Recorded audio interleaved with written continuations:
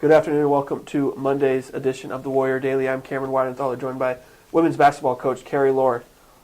All alone in first place atop the GLIAC at 14-2 overall and 11-1 in league games. Talk about this past week and how your team has been playing recently. Well, we played great competition again. I just think there's great competition in the GLIAC. But you know, Michigan Tech was sitting in first place all alone, and in Northern Michigan was right on their heels. Mm-hmm. So I thought we played well at home. I thought we had some stellar performances from players outside of our top leading scorers, mm-hmm. and I just am really happy with the way we played. I think we gave up some things and kept the games close, and all that was learning about our deficiencies mm-hmm. and getting better. But I really like the way we came together this week. One of those players that stepped up on Saturday was Kayla Bridges, career high, 27 points. You guys needed a go-to player because what they were doing defensively, and she was that person. Talk about her game against Northern Michigan. It's interesting that it happened on Saturday. We were just talking about it last week in practice, and then again we were talking about it on Friday. Yep. At what point, is the game plan going to be? Let's take away, Sharita Brown's offense. You knew that was going to happen at some point. Yeah. But we didn't really know it was going to be that soon. Yeah. Like the next day. Yeah.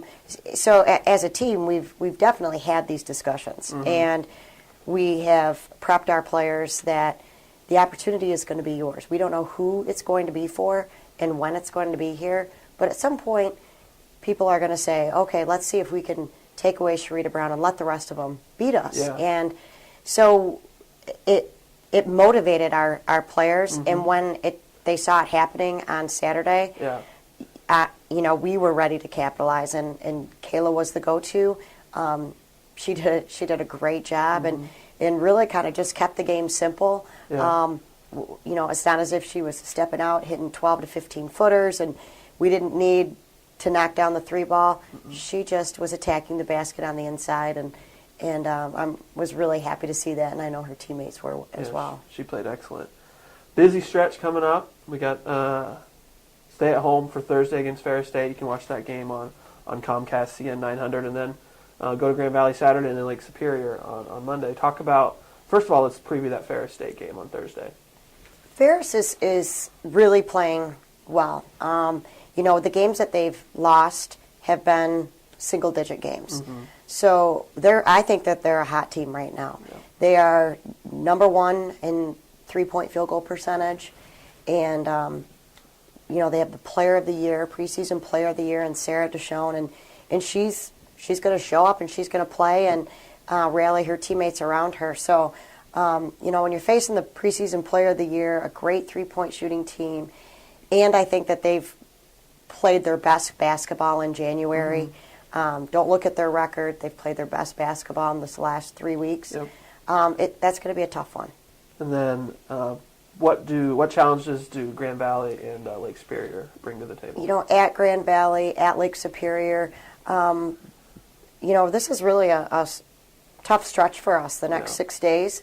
And, I don't mean to sound like a broken record, but I just think that they're all big games.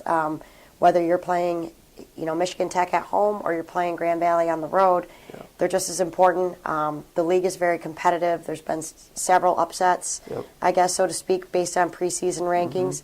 Mm-hmm. And I think in the North, teams are playing really well right now. So we're going to have to have our legs under us and for the next 6 days and really play well as a team. It'll be a fun stretch for sure. Thanks for the time, Coach. Thank you. Thanks for watching this edition of the Warrior Daily. We hope to see everybody inside the Mathis Center against Ferris State on Thursday at 5:30 p.m.